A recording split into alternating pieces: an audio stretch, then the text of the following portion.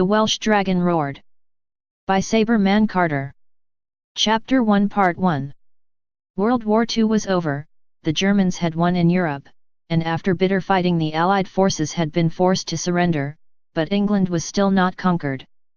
Hitler had commanded that the invasion of Britain take place as soon as the weather permitted. They landed at Hastings, and several miles either side of Hastings, German forces quickly overcame any resistance, and they pressed northwest towards London. Little or no resistance was offered as the German troops marched triumphantly into the capital city. It was July 7, 1945, a day marked with infamy by the remaining Englishmen, who woke up to find that the British royal family had fled to the US, along with Winston Churchill and several senior members of Parliament, to form a government in exile, to get away from the advancing German forces. The royal family had deserted the common people. Churchill's words now seemed to have been just a hollow sham of political rhetoric. We will fight them on the beaches. Chapter 1 Part 2. As we step back in time, the Battle of the Bulge had seen the German forces break out and win a great victory, forcing the Allied troops back to the beaches where they had landed, in Normandy on D-Day. This time Germany's superior firepower had won the day. Although a rescue attempt was made to bring the Allied forces back, the Germans sank the armada of small boats, and the sea was on fire with sinking vessels both large and small. Chapter 1 Part 3. Now we jump forward again to the 9th of July 1945. The Germans started to round up minor royals in the city of London, who had been left behind when the royal family left. It wasn't long before the Germans advanced as far west as the cities of Worcester and Birmingham, and in the north they got as far north as the city of Lincoln. They would have bypassed the town of Doncaster, except it was an industrial town where weapons could be made. Chapter 1 Part 4. Doncaster became a German garrison town, with many troops stationed there. The Germans advanced north to Scotland and west into Wales. Soon the Germans were on the outskirts of Glasgow and Edinburgh. The Scots put more resistance up than the English, but they too were quickly overrun. The Welsh were joined by several English regiments, who were fighting a last-ditch battle. Many good soldiers died in the ensuing battle for Wales. Chapter 1 Part 5. I said earlier that the Germans rounded up the minor royals who were left behind, but they missed the rightful King of England and Wales, one whose family line had more right to the British crown and throne than the House of Hanover. He was the unofficial King of Wales. The Welsh king was called Luther, and he stood head and shoulders above most men in the Welsh valleys. He had stayed with his wife who was heavy with child. He was a good husband and father. But they were forced to flee east into Yorkshire, a journey on foot that was no mean task for a pregnant woman. By now it was mid-November 1952. King Luther of Wales was killed en route to a small east coast fishing village near the town of Hull. Queen Sarah went into labour when they reached Doncaster. Whilst in the maternity ward, she met and befriended a young unmarried English woman called Mary, who was also expecting a child. At that time in England, there was a stigma attached to being an unmarried mother, but her lover, a soldier, had been killed in action. She did not know when or where he had died. Later that night Queen Sarah died in childbirth, as did the young woman's son. He had lived for a few moments. She named her dead son Paul. Unbeknown to the young English woman, Queen Sarah's baby was also called Paul. A nurse came into the ward where Mary was grieving. The nurse spoke softly but urgently to her. She explained to Mary about the child. She told Mary not to tell anyone that the baby was the son of the Welsh king and his royal queen. At first Mary didn't believe her. She explained about the birthmark on the baby's shoulder, and how only those who were truly the male heir of the royal family had this birthmark. It was in the shape of a horse and rider, or was it a dragon? After they chatted for a while, Mary went to sleep. She woke up the next morning. The baby was still there. Mary nursed him, dressed him and fed him, all this time still being watched by the nurse, who was smiling at them both. She spoke in Welsh, saying, "You will make a wonderful mother. Chi bod gunathuriad rifadal mam." Mary didn't understand what the nurse had said. She looked up again, but the nurse wasn't there, and she never saw her again. It was as if the nurse had disappeared into the ether.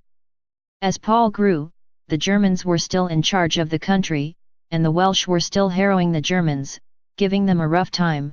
Paul kept a wary eye on the Germans. He didn't know why, but he didn't feel comfortable with armed German soldiers around. He had had a run-in with a German soldier when he was younger. He'd been stripped and beaten with a whip. It hurt like hell at the time, and he still had the scars on his skin to prove it. Although he'd reported it to the authorities, nothing had been done about it.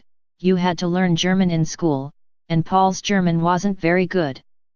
The Germans frowned on you speaking English in public. Home was a mining village on the outskirts of Doncaster, called Armthorpe. The miners were a rough and ready bunch. His official mum Mary was the daughter of a miner. She later married a railway worker who became a coal miner. When Paul left school he couldn't get a job, so the mine was the only option, but he hated confined spaces, due to an incident when he was 13, that was sorted out, but he never spoke about it again. Chapter 1 Part 6. The year was 1970, and I had just turned 18. When the Welsh attacked the Germans, everyone else suffered. The day I was due to leave, Mary asked me where I was going. She understood more than I gave her credit for. She told me to find an enclave in the north of Wales. She said it was near to Prestatyn. I asked my mum why, but she didn't tell me. You needed papers to get around the country, and if you didn't have the correct papers, you were either arrested, imprisoned, or shot, and I didn't fancy any of those options. I would have to lay low and avoid the Germans. By traveling at night, it meant that I could sneak over the Welsh border in the shadow of darkness. How many miles was it, from Doncaster to Prestatyn? I didn't know. Would I get there in one piece? Again I didn't know. These were the questions I was asking myself. I was worried about the journey, and what ifs kept coming into my mind, plus there was a burning desire to know, and I had to know who I really was, where I was from, and why was I here. My journey was long, and I was traveling by night, along unlit country lanes. I would lay low, and sleep by day. The country was still swarming with German troops. Although the war was over, we were still occupied and they were everywhere. I found a hiding place in an old barn. It wasn't very warm, but at least it was dry. I couldn't travel that night, because it was raining heavily, so I had to stay there longer than I was expecting to. About halfway through the night I heard voices. I was hidden behind bales of hay and straw, but the need to sneeze almost gave my position away. I didn't understand the language that was being used, but I knew it wasn't German. I didn't recognize what they were saying either.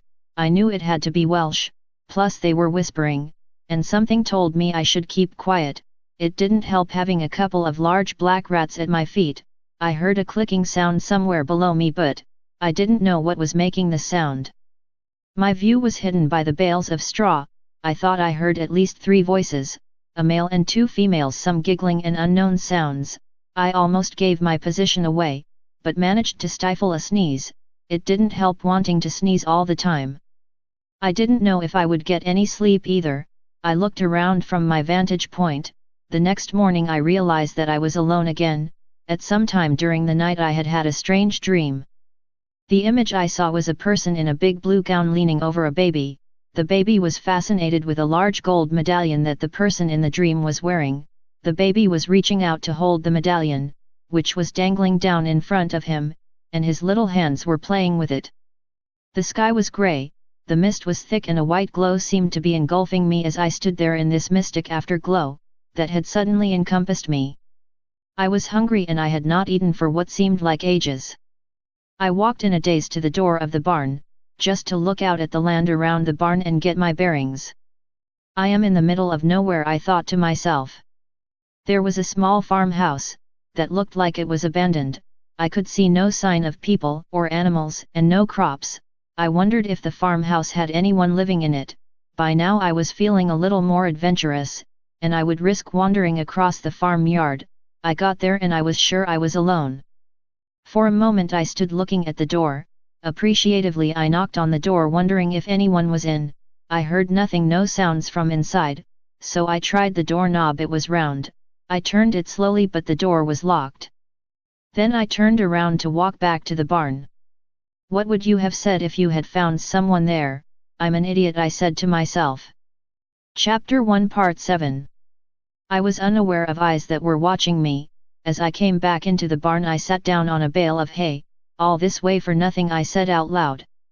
Then I heard a voice, asking me, what are you doing in my barn? I looked around to see who was talking to me, but I saw no one. Then I said aloud, I'm dreaming. The first sign of madness is hearing voices in your head. She spoke again, louder than before. What are you doing in my barn? I spoke to the female voice. I am on my way to Prestatyn. Then I added, I have been here since. I paused for a moment, then added, last night. I blacked out. I had no idea how long I had been unconscious. When I came to, she was cooking soup. Welcome back to the land of the living, she said, then added, what were you doing in my barn? Now that I could see her, I said, I just stayed the night avoiding the Germans and travelling at night. Now she seemed to be smiling at me. But why travel from England to Wales? She asked me. I answered her, I am trying to find my roots, and to find out who I am. Then she said, I know who you are. I asked her, who am I? She began to giggle, looked me in the eyes, and said with a wry sarcastic tone, you are an English twit. I said, I came all this way, just to trade insults. I should have stayed in Doncaster. Her laughter suddenly stopped, and her eyes grew wider as she looked at me. Her blue eyes seemed to penetrate deep into my soul. Then said, what year were you born? Doncaster, 1952 came back my reply. What month? Doncaster. I replied, November. Earnestly she asked me what the date of my birth was. I couldn't see where she was going with the questions, that were now coming in fast and furiously. The 15th, I added. She suddenly said, I had a brother, born on November 15th in Doncaster. What time were you born, Doncaster? I replied, midnight. She looked at me quizzically, with that deep penetrating gaze, as if she could read my inner thoughts. Now I could see her mind working overtime. You could have been born on the 14th, so why the 15th? She added, because my mother wanted me to have the 15th as my birth date and the 14th was over. She put her hand up to her mouth and coughed into her right hand, as if she was acknowledging a thought. Then she washed her hands, and wiped them on a green towel, which was laid across the back of a chair in her kitchen. Then she asked me, if she could see my shoulder blades. I said, yes you can, but I want to know why. She replied, I will tell you later. I took my shirt off, and turned away from her and looked at the wall that was now in front of me. Suddenly she said, please put your shirt on again, Paul. I thought for a while and then asked her, how did you know what my name was? She looked at me and said, you are my brother. That thought puzzled me for a while, until I asked her, how do you know that I am your brother? You have a birthmark on your right shoulder blade, she said. I looked at her and said, no I don't. Oh yes you do, prove it, I said. Very well, come with me, she said. So I followed her into another room. Once inside the other room there was a tall mirror. She got me to face the mirror, then she said, now kneel down in front of the mirror. So I did. Then she took out a small hand mirror, and pointed it at my back, and then she reflected the image of the birthmark onto the larger mirror in front of me, so that I could see the image that was reflected in the two mirrors. I asked her, so what does this prove? She answered, the birthmark proves that you are my brother. I was still a little skeptical, and bemused, and the thought that I had found a long-lost sister, came as a bit of a shock to me. Suddenly I spoke up, good job I didn't try anything out on you then. She said, yes, that's a pity, boyo. Then she showed me her German gun. The gun in her right hand was pointing at my head. Then why didn't you kill me in the barn? She looked at me, then spoke again. I can't kill my brother, and I can't kill the king. We have no king, I said. She replied, oh yes we do. I asked her, who is the king? I was not expecting the answer I was about to receive. She said, Paul, you are the king. I got up on my feet, and then sat down again in shock. I said, I don't believe in royalty, she answered. Now that's rich, brother, I said. I can't be a king, she replied. But you are, and you are the only king we've got. I asked her. What happened to the other royal family? She replied. They abandoned us. In July 1945. I said. What happened to your father and mother? They were your mother and father too, Paul, and you know the answer to that, she said. I replied. Yes, I do, a switch in the maternity ward in Doncaster. She said. So there you are the king. I replied, I'm flabbergasted. She began to laugh, then she added, you dear brother might be the king, but you have two other sisters as well, both older than me. My jaw dropped down. I asked her. So how big is my new family? She replied. 3 sisters, 2 are married, but I'm single. I said. I am not married either.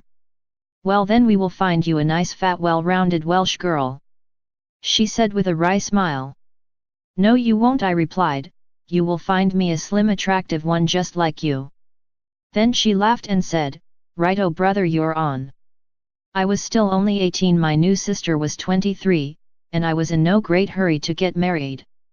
I said, you have the advantage of knowing my name, but I have no idea what to call you. Paul, you can call me sister, or Sarah, even Sister Sarah if you like, she said. You're not a nun, are you? I asked. Would it make a difference if I was? She said. I replied. Not to me, she exclaimed. Hell no, and without pausing she said, I want a husband and children like my sisters. Then she added, Brother Paul. She laughed. Now that's got a nice ring to it, it flows right off the tongue, she added. She was still laughing to herself, at her own joke. I replied, I am no monk either. Sister Sarah, I might want to sow my wild oats first though. Then she said. Be careful, dear king, you just might get what you're asking for. She laughed out loud again. I knew that she still had the gun, and much to my relief it was no longer pointing at me. I didn't even know if it was loaded, and I never asked. I was still wanting to go to Prestatyn, and to the enclave that my mother, Mary, had told me about, but that would have to wait for another day. This is the end of Chapter 1 Part 7. And the beginning of a new era, for the King of Wales and the United Kingdom. Independence would be a long, hard uphill struggle, with many battles to be fought first, but that's for another day in the Welsh valleys, and yes, I will have to start learning Welsh, boyo, and talk it like a native. The Welsh Dragon Roared. By Sabreman Carter. Chapter 1 Part 1. World War II was over, the Germans had won in Europe, and after bitter fighting the